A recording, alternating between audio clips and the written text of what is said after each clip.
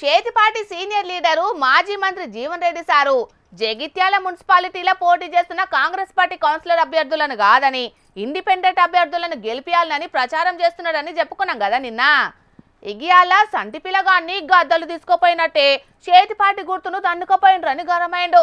మరెందుకు అట్లా అన్నాడో ఏం కథనో అడుచుకుందాం పాండ్రి. నేను తప్పు చేసి రాహుల్ గాంధీ గారు చెప్పినవా చట్టసభకి ఏ పార్టీకి ఎంపిక అదే పార్టీలు ఉండాలి. ఇదే రేవంత్ రెడ్డి గారు చెప్పిండ్రు ఎవడ పార్టీ మాత్రం రాళ్ళ బట్టి కొట్టు అని చెప్పిండు. నిజమా?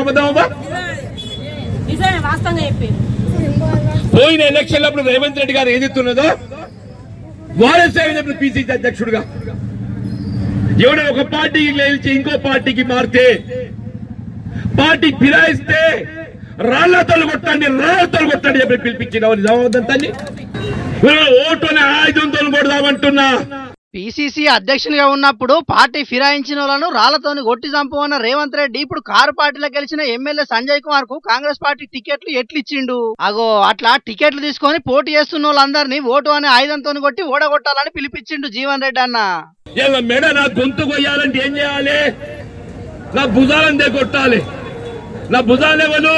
మహేష్, రాజశేఖర్, పులిరామ టోటోళ్ళు అని చెప్పి అంటున్నా. ఈ టోటోలు 30 మంది ఉన్నారు.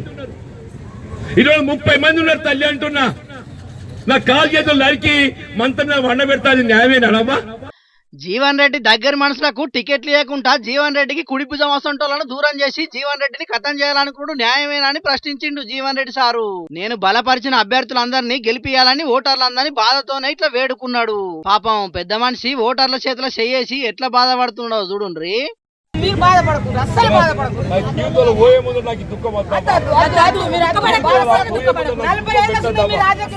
అయ్యో ఏంది సారు గంత పెద్ద మాట అంటిరి? మీ రాజకీయ అనుభవంలా ఎన్నో తక్లీఫ్లను చూసిండ్రు, ఎంతో మంది ముఖ్యమంత్రులను చూసిండ్రు, ఎంతో మంది మంత్రులను చూసిండ్రు, ఎన్నో గెలుపోటంలను కూడా చూసిండ్రు. మీ అసొంటి నాయకులు బరిగీసి కొట్లాడాలే. మీ పార్టీ అధినాయకులను జనాలను మెప్పియాలే గాని గిట్లా దుఃఖపడితే ఎట్లా సారు అని కొంతమంది జీవనన్నకు ధైర్యం చెప్తుంటే, ఇంకొందరు మాత్రం గంత పెద్ద మనిషి గిట్లా బాధపడుతుంటే మాకు సుతం దుఃఖం అనిపిస్తున్నదని బాధపడబట్టిండ్రు. చూడాలి మరి జగిత్యాల రాజకీయం రోజు రోజుకు ఇంకెట్లా మారుతుందో, అక్కడ జనాలు ఎవరిని గెలిపిస్తారో.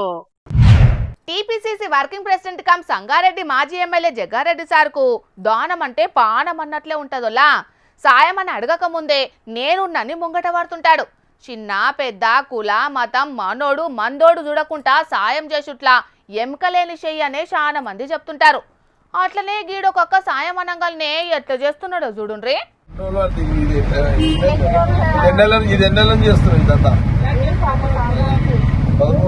మరి ఇప్పుడు కిండేళ్ళు చేసి ₹1,00,000 సంపాదించి దందా చేస్తారు. ఆపదంటే అరక్షణం ఆలోచిస్తాడు కావచ్చు గాని సాయం అంటే అరసెకను కూడా ఆలోచించడుల్లా మన జగ్గారెడ్డి సారు. సంగారెడ్డి దిక్కు సదాశివపేట కాడికి ఏదో పని మీద పోయిండట. ఇక ఆడ తవ్వ పొంటి నిమ్మ సోడ తాగుదామని ఆగిండట.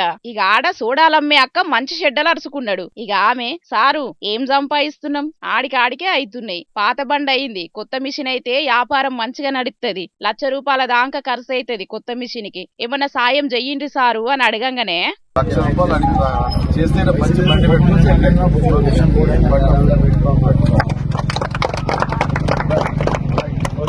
వెనక ముందు ఏం ఆలోచన చెయ్యకుండా ₹1,00,000 తీసి అక్క చేతిలో పెట్టిండు జగ్గన్న. కొత్త మిషన్ కొనుక్కొని మంచిగా వ్యాపారం చేసి మంచిగా సంపాదించాలని చెప్పిండు. 3,000 ఎట్లా సంపాదిస్తావో చూస్తాను. ఓకేనా? ₹1,00,000. ఓకే. దేవుడు డిసైడ్ చేసిండు, ఆయన్నే నీకు ఇచ్చేటట్టు చేసిండని ఆయన పేరు చెప్పుకోకుండానే సింప్లిసిటీ చూపెట్టిండు జగ్గన్న. అన్న దయాగుణాన్ని వీడియో తీసి సోషల్ మీడియాలు ఇవ్వంగానే దానాలు చేసుట్లా అన్నను మించినోళ్ళు లేరనుకుంటా తారీఫ్ చేస్తున్నారు. ఎవ్వలేదడిగినా కాదు లేదు అనుకుంటా ఇచ్చుట్లా అన్నకు అన్ననే సాటి. మాజీగుంటేనే ఇంత ఎత్తున్నాడంటే ఏలువడిలకస్తే సంక్షేమ అభివృద్ధికి లోటుండదని అనుకోవట్టిండ్రు జగ్గన్న అభిమానులు.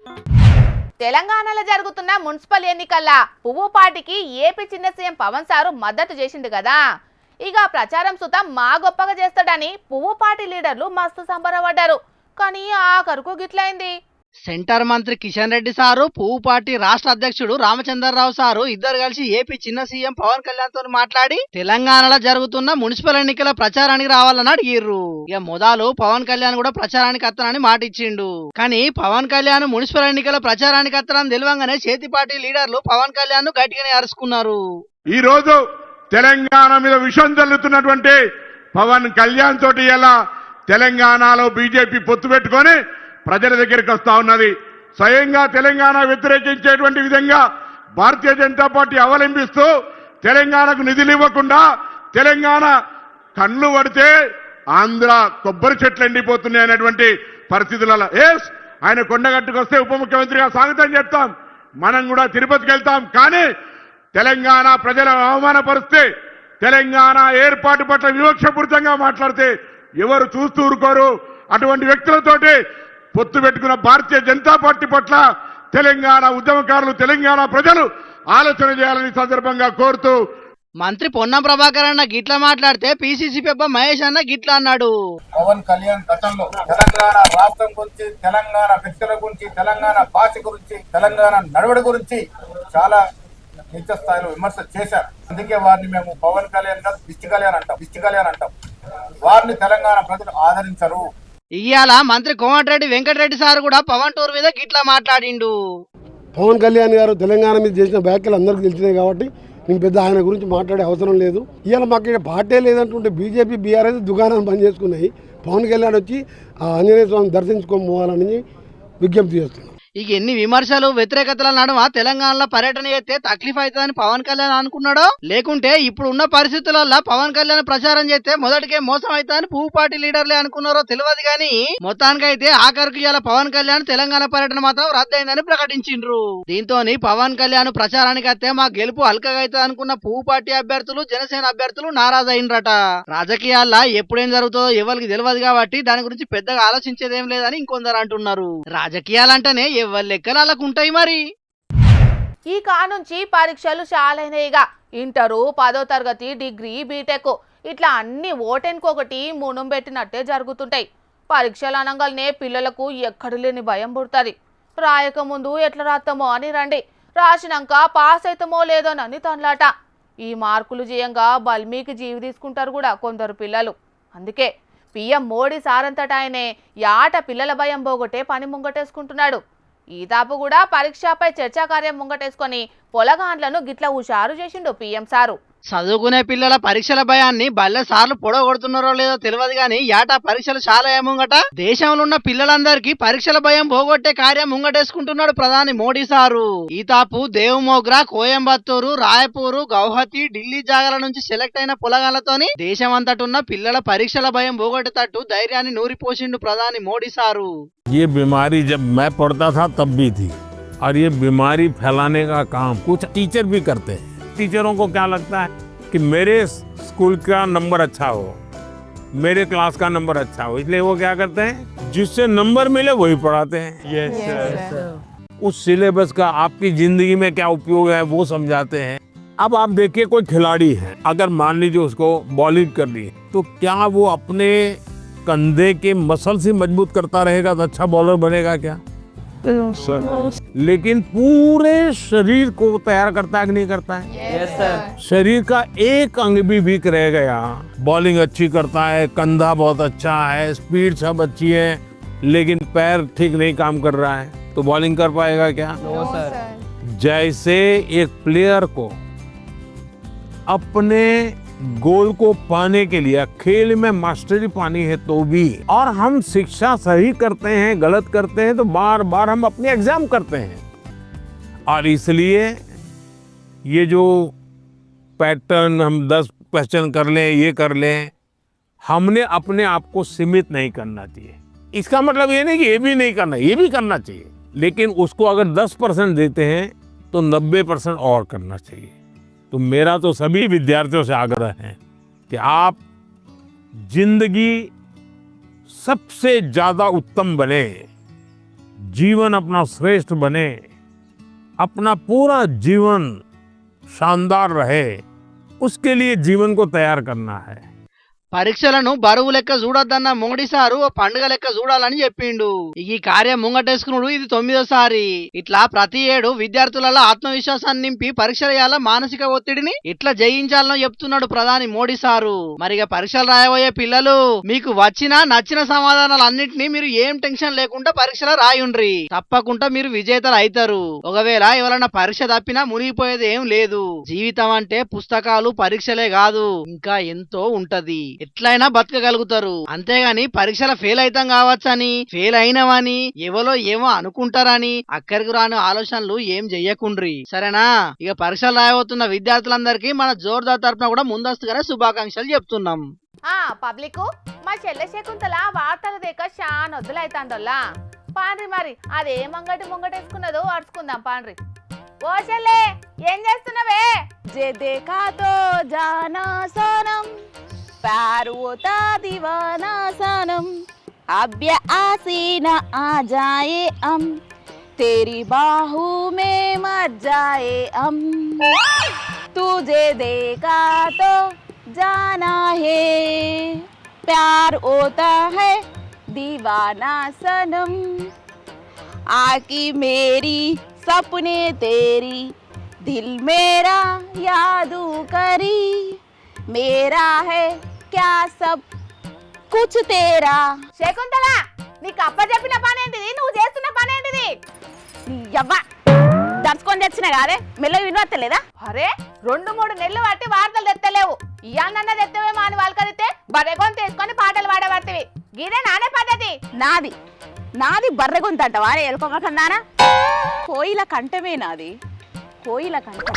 నేను నిన్ను ఏడుకో తీసుకోవాలనుకుంటే నువ్వేందే కోళ్ళు విడిచిపెట్టి కోయిల కంఠమే నాదని గప్పాలు కొడుతున్నావు. నిన్నేమన్నా పాటలు పాడేటందుకు తీసుకున్నారు అనుకుంటున్నావా కొలుపులకు? లేకుంటే మా ఇంటికి ఇట్లా తప్పిందా? ఈ స్కిట్లు ఎత్తే నన్ను ఎవరు దేక్తలేరే అక్క. ఇట్లా నన్ను వేసి ఏదో ఒకటి కొత్తగా ప్రయత్నం చేసి ఫేమస్ కావాలి. ఈ అక్కని చూడు, నాకంటే ఏమంత గొప్పగా వాడుతుందని, అయినా కానీ సోషల్ మీడియాలో మస్తు ఫేమస్ అవుతుంది ఇప్పుడు.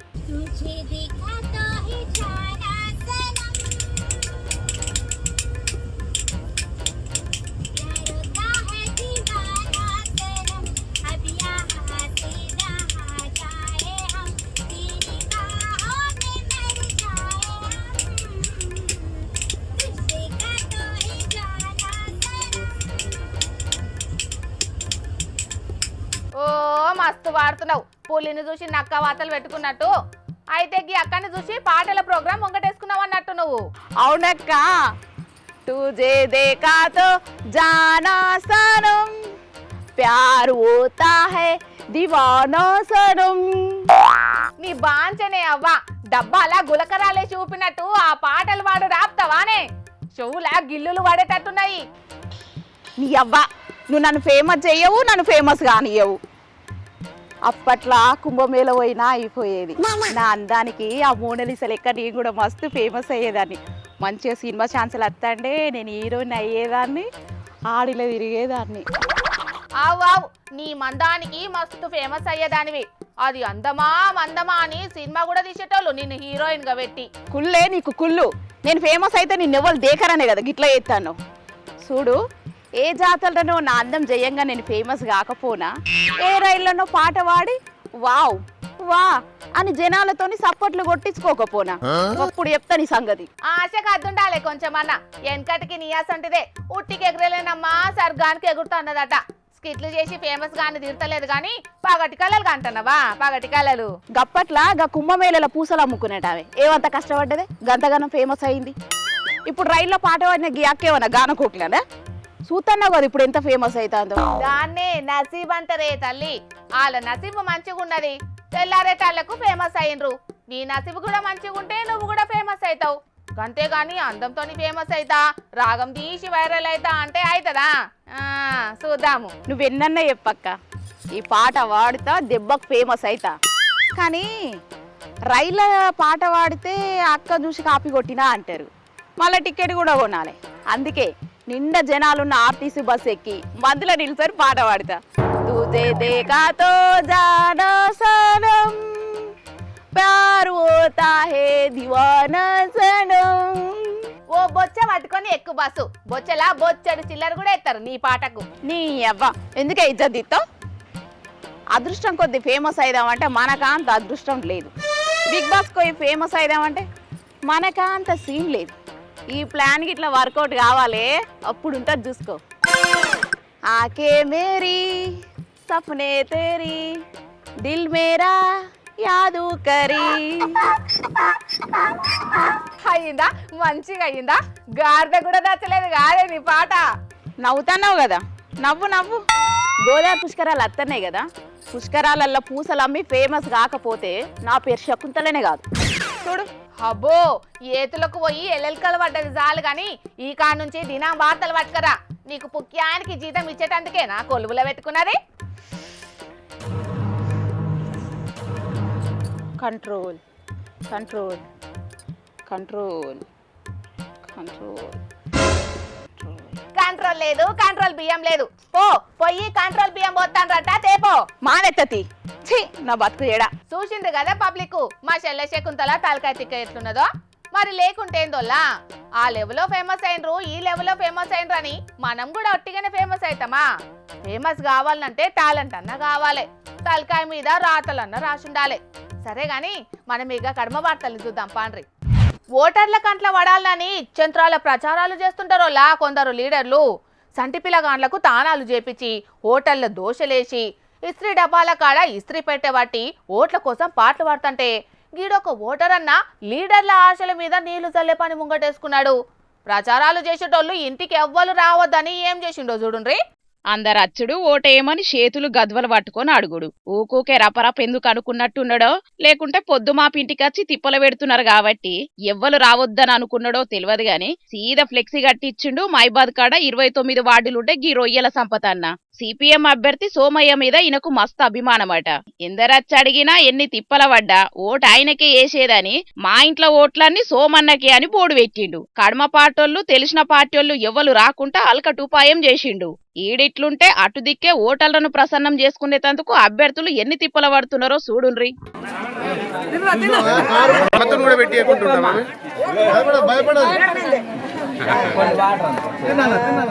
పాపం అన్నకు పెద్ద కష్టమే వచ్చింది కదా.